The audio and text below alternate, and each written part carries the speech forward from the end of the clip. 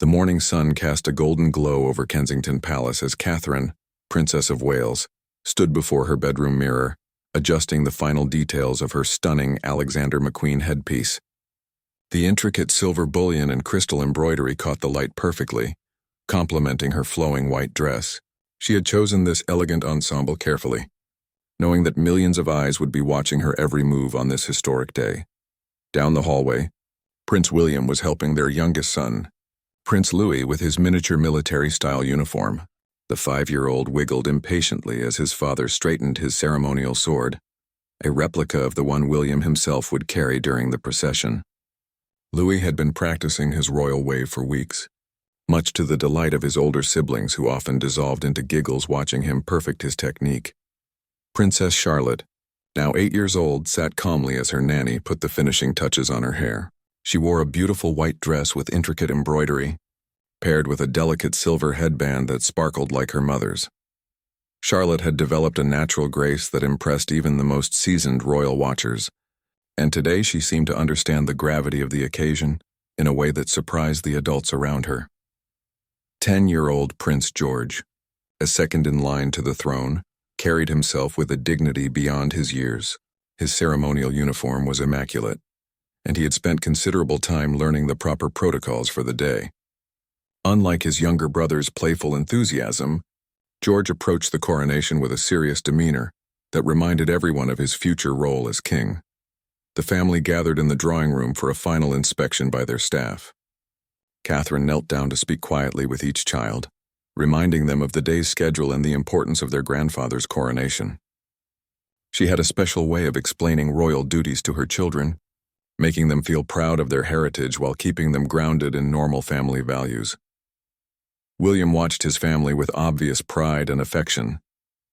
The responsibility of supporting his father on this monumental day weighed heavily on his shoulders, but seeing his wife and children prepared and confident gave him strength. He knew that today would be remembered in history books, and his family's presence would be an integral part of that legacy. As they prepared to leave for Westminster Abbey, the household staff lined up to wish them well. These loyal employees had watched the children grow up and felt genuinely invested in the family's success. Catherine took a moment to thank each person individually, showing the genuine warmth that had made her so beloved by both staff and the public. The children's excitement was barely contained as they heard the sound of their official car pulling up outside. This wasn't their usual school run or casual outing. Today they would be traveling in full royal regalia to witness their grandfather become king. The weight of history seemed to settle over the palace as they made their final preparations. Louis bounced on his toes while holding his mother's hand, asking endless questions about what they would see and do at the Abbey. Catherine answered each inquiry patiently, using simple terms to explain the ancient ceremony that would unfold before them. Her calm presence helped settle any nerves the children might have felt about the day ahead. Charlotte smoothed her dress one final time and practiced her curtsy, wanting everything to be perfect for her grandfather's special day. She had developed a close relationship with King Charles, who had always made time for his grandchildren despite his busy schedule. Today felt like their chance to show him how much they loved and supported him. George stood quietly near the window, watching the crowds already gathering along the route to Westminster Abbey. Even from the palace, he could see the excitement building in the streets of London. People had traveled from around the world to witness this historic moment, and he felt the responsibility of representing his family with dignity and grace. William adjusted his own ceremonial uniform one last time, checking that every detail was perfect. As the future Prince of Wales, his appearance and behavior today would be scrutinized by royal watchers and historians alike. He wanted to honor both his father and his late grandmother, Queen Elizabeth, by conducting himself with the same grace and dignity they had always shown. The family shared a quiet moment together before stepping out into the public eye. Catherine reminded the children to smile and wave to the people who had come to support their grandfather, emphasizing how much their presence would mean to those celebrating this historic day. These final moments of privacy felt precious before they would spend hours in the spotlight. The gleaming Rolls-Royce waited majestically outside Kensington Palace, its polished surface reflecting the morning light. The royal chauffeur, dressed in his finest livery, stood at attention as the family approached. This wasn't just any car ride. It was a journey that would take them through the heart of London, past thousands of cheering supporters who had been waiting for hours to catch a glimpse of the royal family. Catherine helped the children into their seats while William spoke briefly with their security detail. Every aspect of their journey had been planned down to the smallest detail, with routes mapped out and contingency plans in place. The children pressed their faces to the windows, amazed by the sheer number of people lining the streets even before they reached the main procession route. As their car pulled away from the palace, Louis immediately began waving enthusiastically at anyone who looked in their direction. His innocent joy brought smiles to the faces of palace staff and early spectators alike. Catherine gently reminded him to save some energy for the longer journey ahead, but couldn't help smiling at her youngest son's unbridled enthusiasm for the day's events. The car moved slowly through the gates of Kensington Palace, and immediately the family could hear the cheers of the crowd growing louder. Hundreds of people had gathered outside the palace grounds, many wearing Union Jack clothing and carrying small flags. Some had been camping overnight just to secure the best viewing spots for the royal departure. Charlotte sat quietly, taking in the magnitude of the occasion with wide eyes. She had attended royal events before, but nothing quite like this. The sheer number of people, the decorations throughout London, and the obvious excitement in the air made this feel different from anything she had experienced. She practiced sitting up straight, remembering her mother's gentle reminders about posture and poise. Prince George watched the crowds with a thoughtful expression, understanding better than his siblings what this day meant for their family and the country. He had been receiving more formal education about his royal duties and could appreciate the historical significance of his grandfather's coronation. The weight of his future responsibilities seemed to settle on his young shoulders as he observed the celebration unfolding around them. William pointed out various landmarks to the children as their car made its way through London streets. He explained the significance of different buildings and monuments, turning the journey into an impromptu history lesson. His own memories of significant royal events, including his parents' wedding and his grandmother's Jubilee celebrations, gave him insight into what his children might be feeling. The crowds grew thicker as they approached the main ceremonial route. People of all ages pressed against the barriers, many holding handmade signs and banners celebrating the coronation. Some had brought their own children, hoping to give them memories that would last a lifetime. The diversity of the crowd reflected the modern face of the Commonwealth, with people from many different backgrounds united in celebration. Catherine waved gracefully at the crowds, her practiced smile warm and genuine. She had learned over the years how much her acknowledgement meant to the people who came out to support the royal family. Every wave, every smile, and every moment of eye contact created a connection that made the monarchy feel more accessible and human to ordinary citizens. Their car passed street vendors selling coronation memorabilia, families having impromptu picnics on the pavement, and groups of friends who had clearly been celebrating since the early morning hours. The atmosphere was festive and joyful, with a sense of shared history being made. Even the normally reserved British public seemed caught up in the excitement of the moment. The children took turns looking out different windows, trying to take in all the sights and sounds around them. Louis continued his enthusiastic waving, while Charlotte observed everything with careful attention to detail. George pointed out interesting banners and decorations to his siblings, taking on the role of big brother and guide to the younger ones. Security motorcycles flanked their vehicle, with officers maintaining a professional watch over the proceedings, while allowing the family to interact naturally with the crowds. The balance between safety and accessibility had been carefully planned, ensuring that the royal family could be seen and celebrated while remaining protected throughout their journey.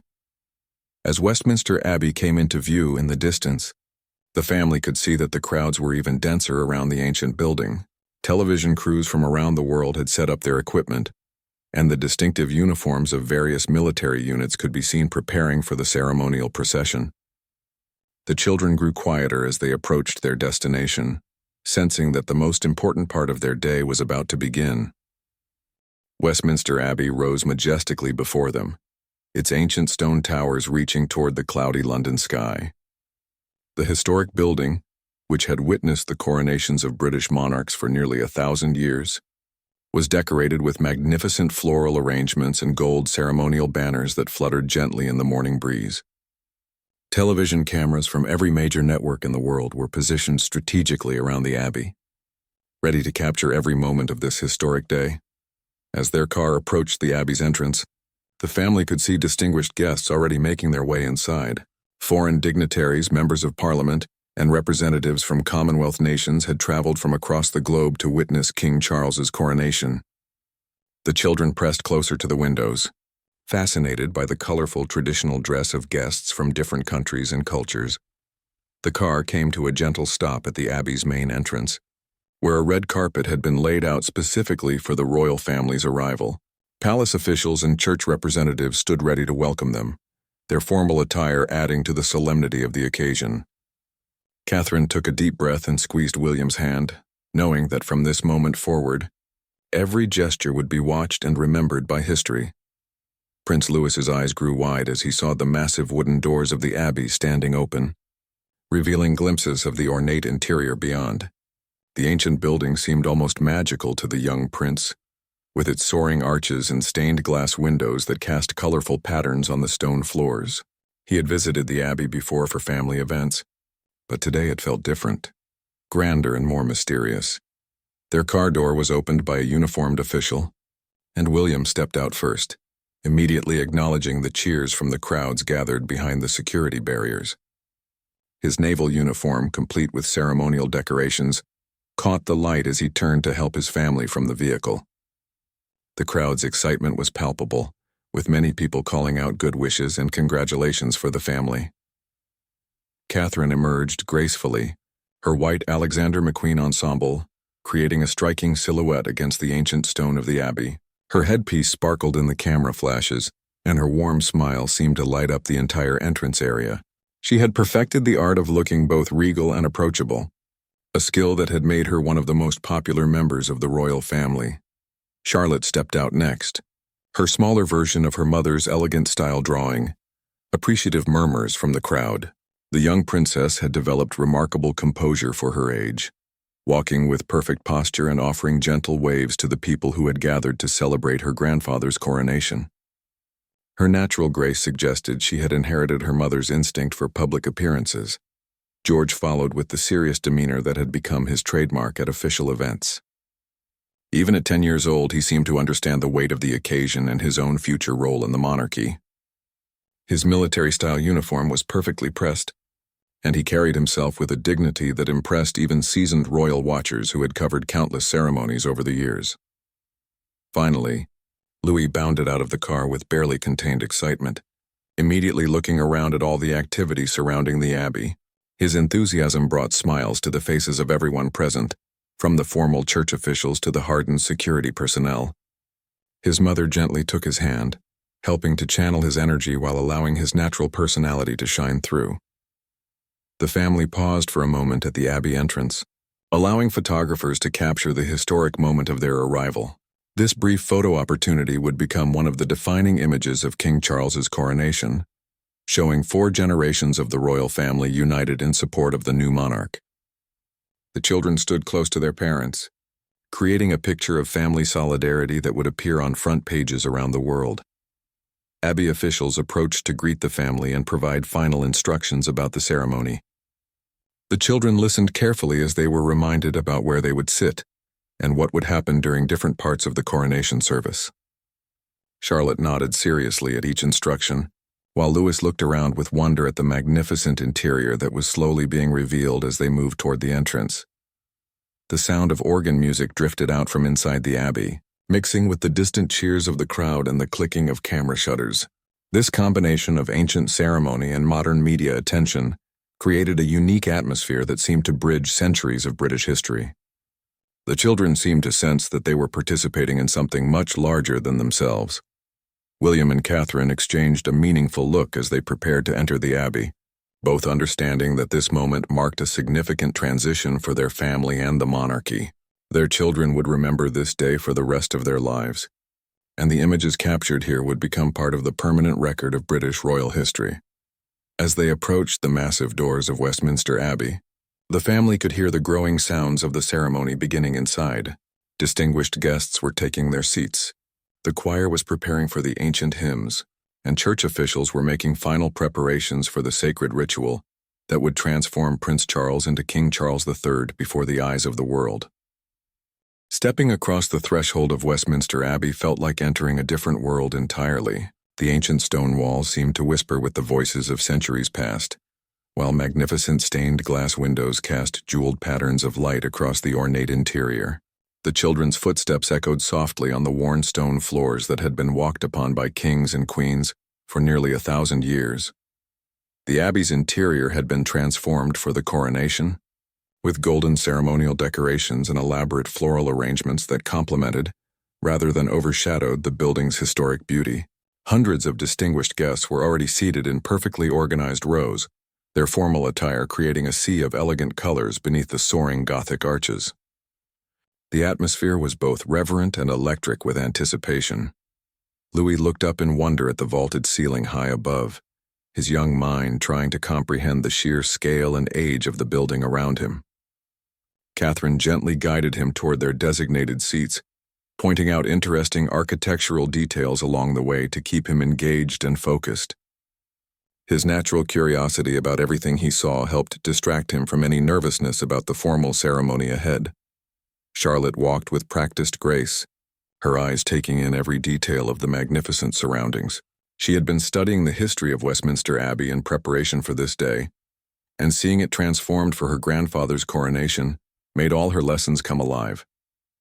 The young princess seemed to understand instinctively that she was witnessing history in the making. Prince George's serious demeanor reflected his growing awareness of his future role in the monarchy. He had been receiving more formal education about royal protocols and constitutional duties, and today's ceremony represented his most significant exposure yet to the ancient traditions he would one day inherit. His careful observation of everything around him showed a maturity beyond his 10 years. William nodded respectfully to various dignitaries and family friends as they made their way to their seats. His own memories of significant royal ceremonies helped him guide his children through this complex environment, pointing out important guests and explaining the significance of different aspects of the Abbey's decoration. His pride in his father's achievement was evident in every gesture and expression. The family's designated seats provided an excellent view of the high altar where the coronation ceremony would take place. Ancient coronation chairs, priceless religious artifacts, and ceremonial regalia had been arranged with mathematical precision for the sacred ritual that would unfold before them. The children could see the famous coronation chair, which had been used for royal coronations for over 700 years. Other members of the royal family were already in their places, creating a living tableau of the modern British monarchy. The children waved quietly to their various aunts, uncles, and cousins, receiving warm smiles and subtle gestures of encouragement in return. This extended family support network would help them through the long ceremony ahead. Distinguished guests from around the world filled the Abbey, representing governments, religious organizations, and charitable institutions from across the Commonwealth and beyond. The children were fascinated by the variety of traditional dress and ceremonial uniforms on display, from African tribal leaders in colorful robes to European royalty in elaborate military decorations.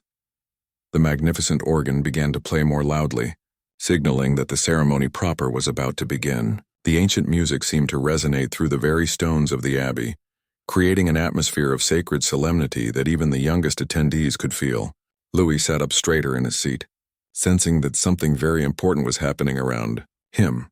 Catherine helped each child make final adjustments to their clothing and reminded them quietly about the proper behavior expected during the ceremony. Her gentle guidance and reassuring presence helped calm any remaining nerves while ensuring that her children would represent the family with appropriate dignity throughout. The long service ahead. Camera operators positioned throughout the Abbey began their coverage, knowing that every moment would be watched by millions of people around the world. The children had been prepared for this level of attention, but seeing the actual cameras and knowing that people everywhere would be watching them added an extra layer of significance to the day. The Archbishop of Canterbury appeared in his magnificent ceremonial vestments, carrying the ancient symbols of his office that would play a crucial role in the coronation ceremony. His presence reminded everyone that this was not just a state occasion but a sacred religious ritual that connected the present moment to centuries of Christian tradition and British history.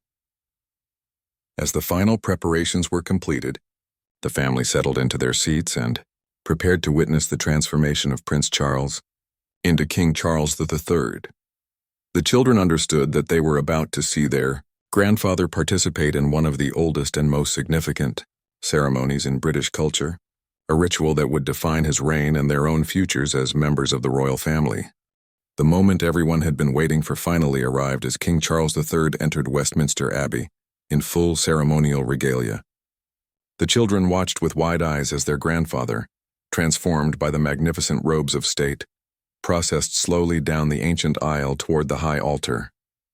His crimson velvet train, carried by young pages, created a river of royal color against the abbey's ancient stone floors.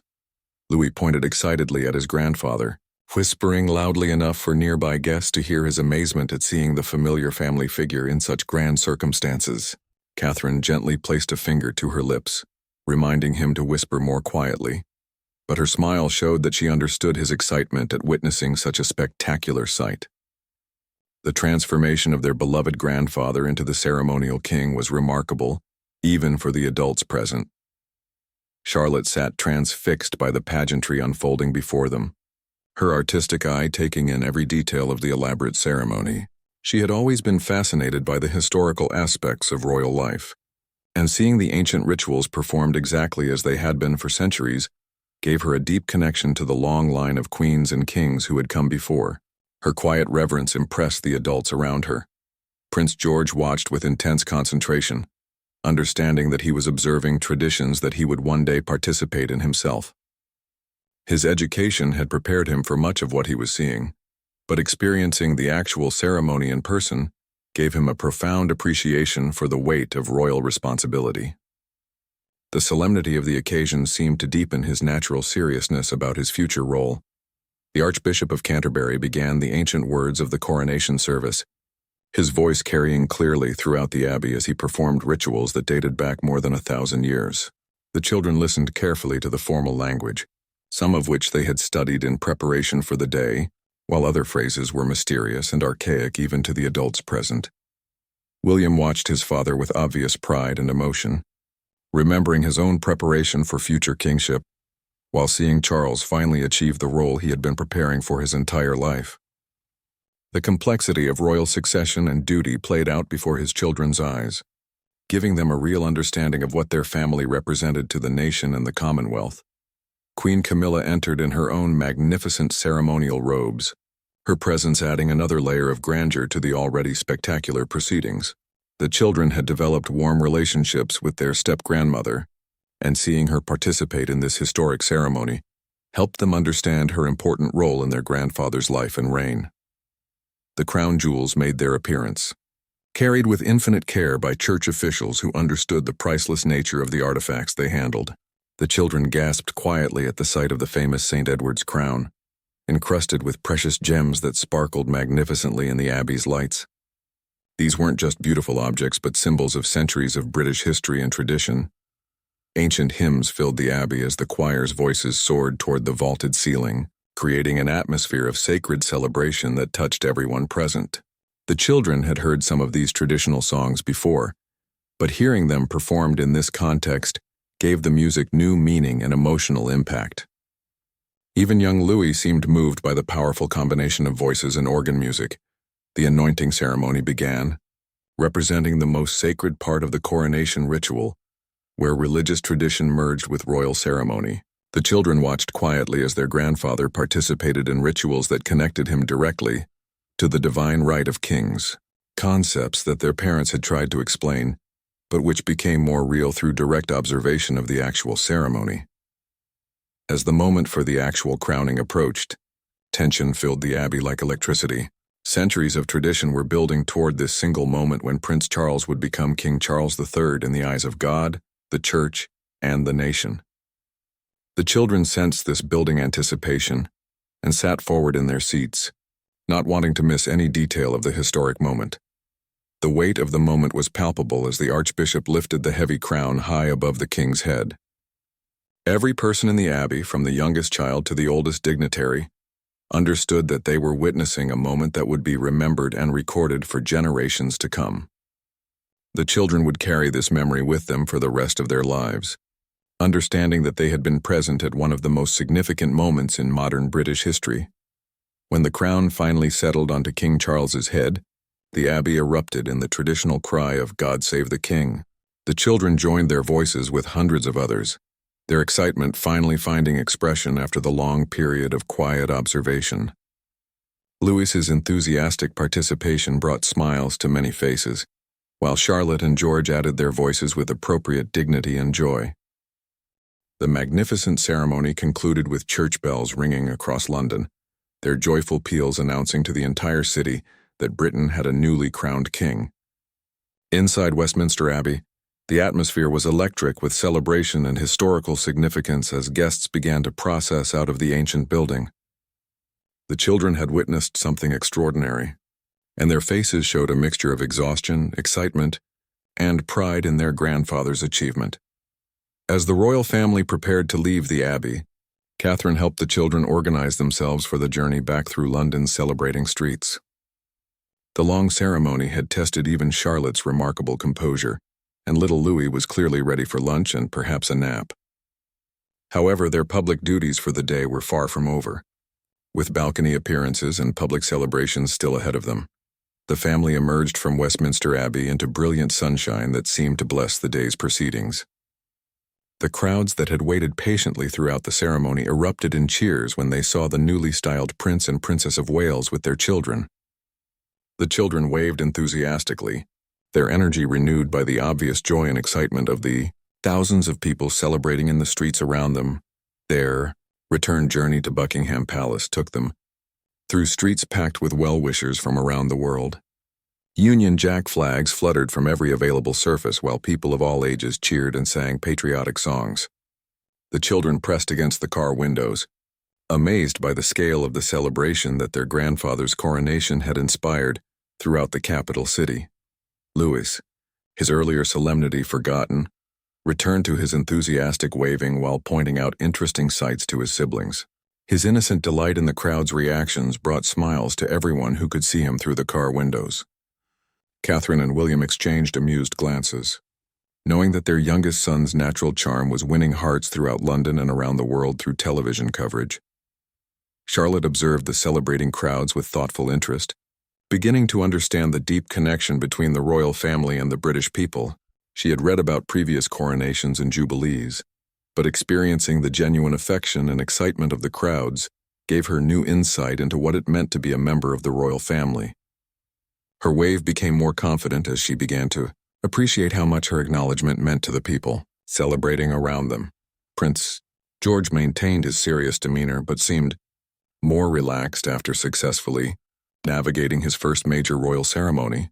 He pointed out interesting decorations and banners to his younger siblings, taking on a protective big brother role that showed his growing maturity.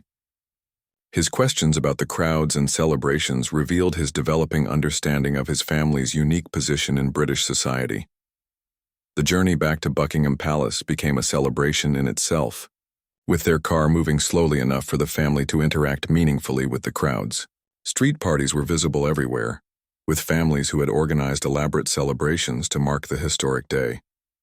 The diversity of the celebrating crowds reflected modern Britain, with people from many different backgrounds, united in their support for the newly crowned King. William and Catherine used the journey to help their children process what they had experienced during the long ceremony.